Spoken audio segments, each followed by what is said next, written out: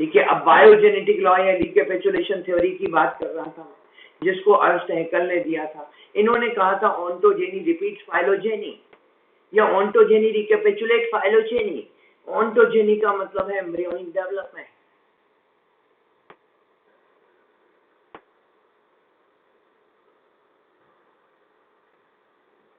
और फाइलोजेनी का मतलब है एंसेस्ट्रल कैरेक्टर। तो ये बोला गया था कि एम्ब्रियोनिक डेवलपमेंट रिपीट करता है, किसको रिपीट करता है बच्चों? बोले एंसेस्ट्रल कैरेक्टर को रिपीट करता है। एम्ब्रियोनिक डेवलपमेंट किसको रिपीट करता है? एंसेस्ट्रल कैरेक्टर को। मतलब किसी के एंसेस्टर के कैरेक्टर देखने हैं आपको तो उसका एम्ब्रियोनिक डेवलपमेंट देख लीजिएगा। ठीक है, बात क्लियर है? तो अगर एम्ब्रियोनिक डेवलपमेंट हम ह्यूमन का ही देख ले तो हमें पता चलता है कि एंसेस्टर कैरेक्टर प्रेजेंट से अलग होंगे। ह्यूमन के एम्ब्रियो में टेल आती है, मतलब एंसेस्टर में टेल रही होगी। ह्यूमन के एम्ब्रियो में गिल स्लिट्स आते हैं, गिल्स की ओपनिंग आती है, इसका मतलब ह्यूमन के एम्ब्रियो में गिल्स रहे होंगे, ह्यूमन के एंसेस्टर में गिल्स रहे होंगे भाई, तभी तो गिल्स की ओपनिंग आ रही है। ठीक है, ये देखिए फ्रॉग आपको दिख रहा होगा, इसका लार्वा आपको दिख रहा होगा, किसके जैसा है? फिश के जैसा है, लेकिन है तो फ्रॉग का लार्वा। इसका मतलब फ्रॉग के एंसेस्टर फिश लाइक रहे होंगे।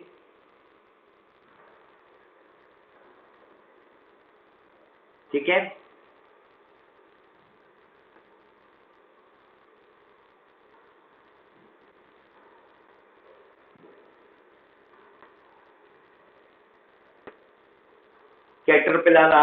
कैटरपिलर लार्वा बटरफ्लाई का, जो कि किससे बॉडी शेयर किसके बॉडी फॉर्म के जैसा होता है? एनिलिडा के जैसा, लेकिन है तो ये आर्थ्रोपोडा। तो इसका मतलब क्या है? ये जो कैटरपिलर बटरफ्लाई का लार्वा है ये किससे डेवलप हुए होंगे? एनिलिड से डेवलप होंगे। इसका मतलब तो यही कहलाता है।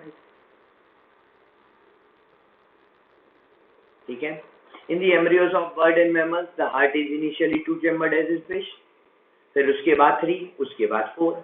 इसका मतलब क्या है कि ह्यूमन भाई किसी भी एम्ब्रियोनिक डेवलपमेंट में, चाहे वो ह्यूमन ही क्यों ना हो, सबसे पहले हार्ट 2 चेम्बर बनता है, फिर 3 चेम्बर बनता है, फिर 4 चेम्बर बनता है।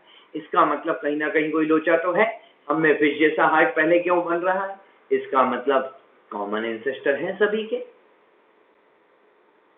3 चेम्बर बन जाता है फिर, जैसे कि एम्फीबियंस में होता है। उसके बाद फाइनली 4 चेम्बर होता है। 3.5 चेम्बर बनेगा जैसे रेप्टाइल्स में होता है, उसके बाद 4 चेम्बर बनता है। इसका मतलब इन सभी का आपस में कोई ना कोई रिलेशन तो जरूर है।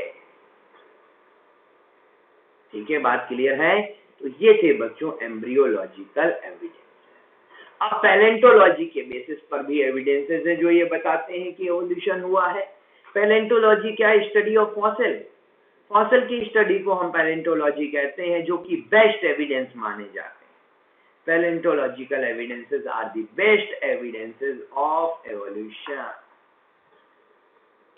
तो पैलेंटोलॉजिकल एविडेंस हमको ये बताते हैं, जो फॉसिल्स के बेसिस पर हैं, रेमिनेंट ऑफ एंसेस्टर के बेसिस पर हैं, कि एवोल्यूशन हुआ है, चेंजेस हुए हैं। और ये जो है ये जो फॉसिल्स मिलते हैं, ये जड़ाई खुदाई के टाइम पर मिलते रहते हैं, ये फॉसिल यहाँ पर मिलते हैं। तो पैलेंटोलॉजिकल एविडेंसेस में एक तो अपन बात करते हैं मिसिंग लिंक की। मिसिंग लिंक जो कि है आर्कियोप्टेरिक्स। मिसिंग लिंक है आर्कियोप्टेरिक्स, जो कि missing link between birds and reptile, जो कि रेप्टाइल्स और बर्ड्स के बीच की मिसिंग लिंक है आर्कियोप्टेरिक्स। भाई मिसिंग लिंक क्यों? कभी कनेक्टिंग लिंक थी लेकिन अब वो एक्सटिंक्ट हो गए हैं, तो हम उनको फॉसिल के बेसिस पे पढ़ रहे हैं, इसलिए हम इसको मिसिंग लिंक कहते हैं। ठीक है, दूसरी अगर बात करें यहाँ पर तो इवोल्यूशन फॉसिल के बेसिस पर हम फाइलोजेनी ऑफ हॉर्स की बात करते हैं। फाइलोजेनी ऑफ हॉर्स, हॉर्स का जो डेवलपमेंट हुआ, सबसे पहला हॉर्स जो बना था वो ईओहिप्पस बना था। ईओहिप्पस से बना था मीजोहिप्पस, मीजोहिप्पस से फिर बना मेरिचिप्पस, मेरिचिप्पस से फिर बना प्लियोहिप्पस, और प्लियोहिप्पस से फिर बना इक्कस। ठीक है, तो ये फाइलोजेनी ऑफ हॉर्स है और इसका एम्ब्रियोनिक एंसेस्ट्रल डेवलपमेंट था। हॉर्स अलग अलग बनते गए, सबसे आज का प्रेजेंट हॉर्स इक्कस है, लेकिन सबसे पहले इक्कस बना था, बहुत छोटा सा होता था, लोमड़ी के जैसा।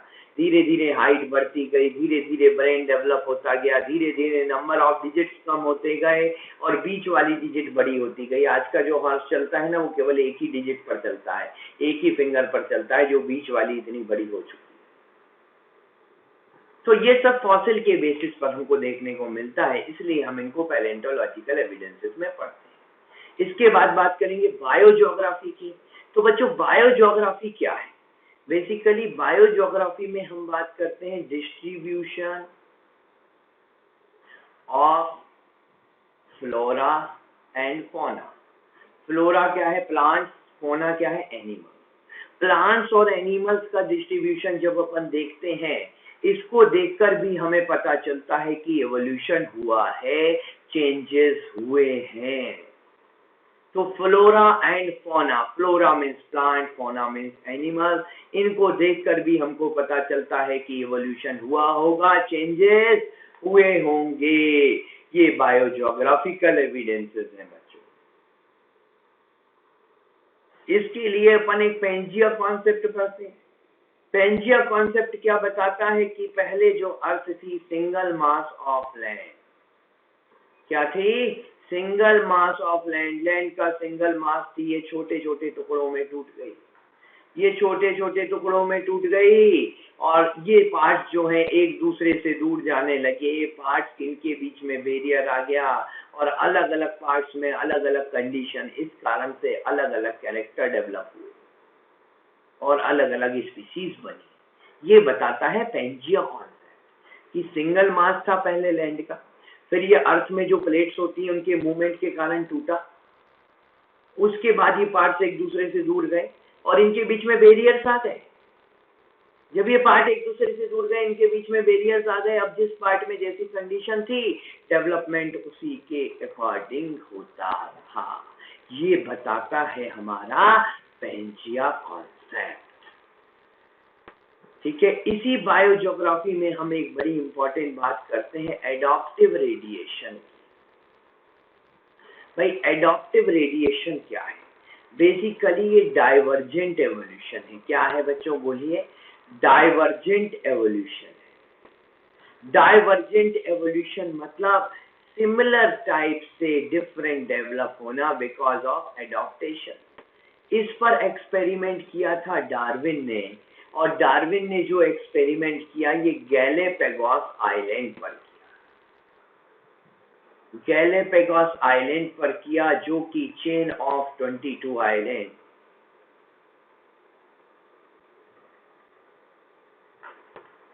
at the west coast of south America. South America के वेस्ट कोस्ट पर 22 आइलैंड की चेन है, जिसको हम कहते हैं गैलेपेगोस आइलैंड। यहाँ पर डार्विन अपना एक्सपेरिमेंट कर रहे थे। यहाँ पर डार्विन ने अपना एक्सपेरिमेंट किया और इन्होंने अपना एक्सपेरिमेंट किया beaks of small black birds.